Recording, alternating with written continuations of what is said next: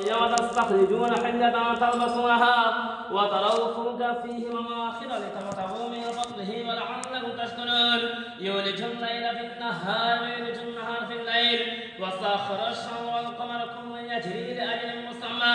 ذلكم الله ربكم له الملك والذين تدعون من دونه ما يملكون من قطمير إن تدعوهم لا يسمعوا دعاءكم ولو سمعوا ما استجابوا لكم ويوم القيامة يكفرون بشرككم ولا ينبئك مثل خبير يا أيها الناس أنتم الفقراء إلى الله والله هو الغني الحميد إن يشاء يذهبكم ويأتي بخلق جديد وما ذلك على الله بعزيز ولا تزر وازرة وزر أخرى وإن تدع مثقلا إلى حملها لا يحمل منه شيء ولو كان ذا قربى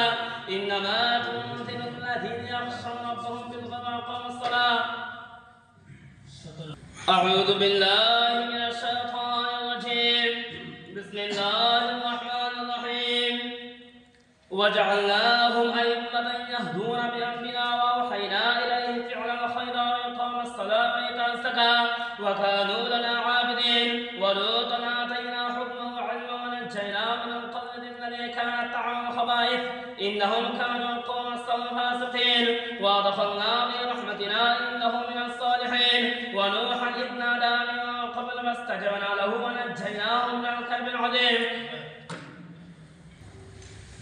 ونوحا إذ نادى من قبل فاستجبنا له ونجيناه من الكرب العظيم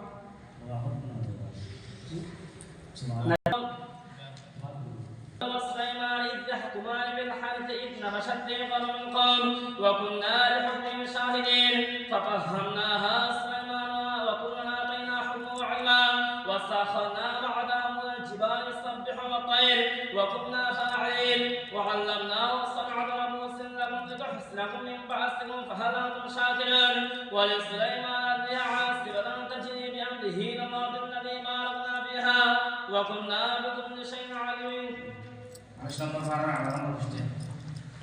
بسم الله الرحمن الرحيم